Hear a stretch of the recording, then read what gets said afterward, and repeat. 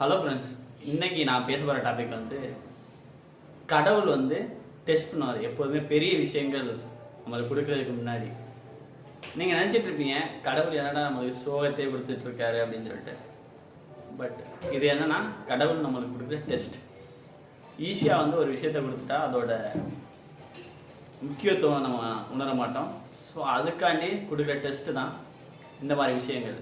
இந்த ஆள் வந்து இதுக்கு ஒர்த்தான ஆளா, இதை வந்து இந்த இவ்வளோ பெரிய விஷயத்த கொடுத்தா இவனால ஹேண்டில் பண்ண முடியுமா அப்படிங்கிறதுக்கான ஒரு டெஸ்ட்டு தான் நம்ம ஃபேஸ் பண்ணுற ஸ்ட்ரகிள். ஒரு விஷயத்தை நம்ம அச்சீவ் பண்ணுறதுக்காக பயங்கரமாக ட்ரை பண்ணுவோம், நிறையா சேலஞ்சஸ் ஃபேஸ் பண்ணுவோம், அதையெல்லாம் தாண்டி தாண்டி வந்துட்டு இருப்போம். ஒரு சில இடத்துல ஸ்ட்ரக்காகி நின்றுவோம். வேணும்னா ஏன்டா கடவுள் நம்மளை சோதிச்சிட்டே இருக்கேன்னு சொல்லிட்டோம். பட் நீங்கள் கரெக்டாக புரிஞ்சுட்டீங்கன்னா அந்த எல்லாத்தையும் கடந்து நம்ம வந்து அந்த சக்ஸஸ் அடையில இருக்கும் பாருங்க.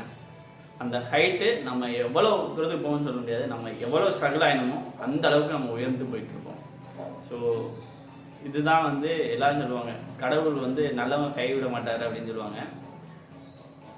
என்னைய பொறுத்தளவு சொல்லணும், என்ன சொல்லணும்னா நம்மளோட முயற்சிகளையும் நம்மளோட கற்றுக்கிறதுக்கான எக்ஸ்பீரியன்ஸையும் கடவுள் எப்போதுமே கொடுத்துட்டே இருப்பார் தான் நான் சொல்லுவேன். ஸோ உங்கள் லைஃப்பில் நிறைய சேலஞ்சஸ் இருந்தாலும் அதெல்லாம் கடந்து வாங்க. இது எல்லாம் கடவுள் உங்களுக்கு கொடுக்குற டெஸ்ட்டாக எடுத்துக்கோங்க. நீங்கள் மிகப்பெரிய உயரத்தை அந்த இதுலேருந்து வெளியே வரையில நீங்கள் அடைய முடியும். இதுதான் நான் ஷேர் பண்ண நினச்சது. Thank you so much. கடவுள் வந்து உங்களுக்கான பெரிய விஷயங்கள் கொடுக்க காத்துட்ருக்கார். Try to achieve it. Thank you so much. Have a great day.